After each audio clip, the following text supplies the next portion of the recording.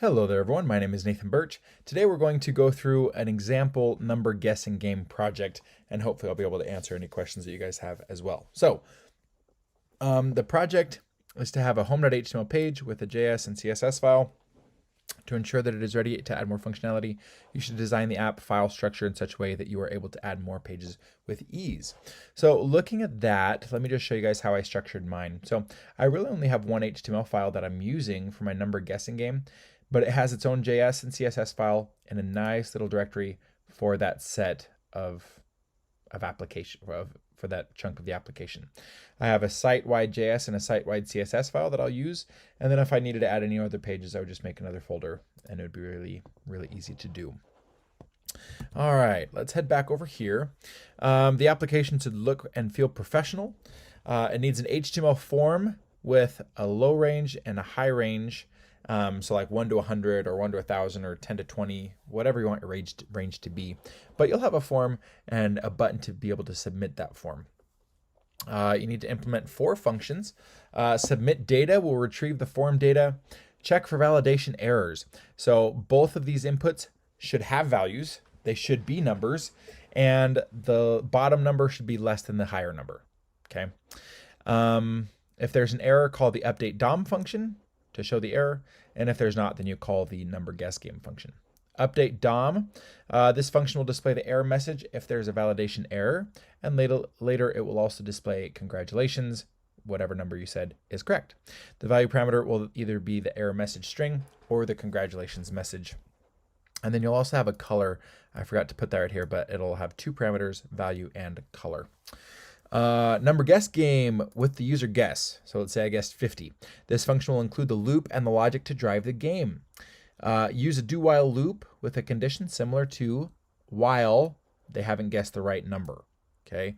Inside the loop, use prompt to prompt the user for their next guess and display their progress in the prompt, letting them know if they need to guess higher or lower. I'll show that in the video or here in a sec. And then the last one is random number. You'll pass in a min and a max, and it will return a number that the user is going to try to guess. The function will take the numbers the user put in the range for the game from this form. It will use math.random and math.floor to produce a whole random number within that range. And this reference may be helpful. They basically have it right here. You'll just need to add one thing in here to make sure that it's a whole number. All right, stretch challenges. Keep track of how many guesses they've made and share that number with the user when they've guessed the right one, and show a list of previous guesses on the HTML page, which would be kind of cool too. So let me show you mine. So relatively professional look and feel. Please enter a low number and a high number for our guessing game. So I'll just say 1 to 50, play game. Pops this up. I'm thinking of a number between 1 and 50. Try to guess it. So I'll say 25. 25 is too high, I'll say 13. 13 is too high, I'll say 8. 8 is too high, 4. 4 is too low, 6 and 5. And then it comes up here, congratulations, 5 is correct. It only took you 6 guesses. All right. There is some validation here. If I try to make that number larger than the top of the range, it says the low number must be less than the high number. And if one of them is missing, or if I have an invalid number in here, it'll show this error. Please include a valid number for both the inputs above. Okay. And so that's my application working.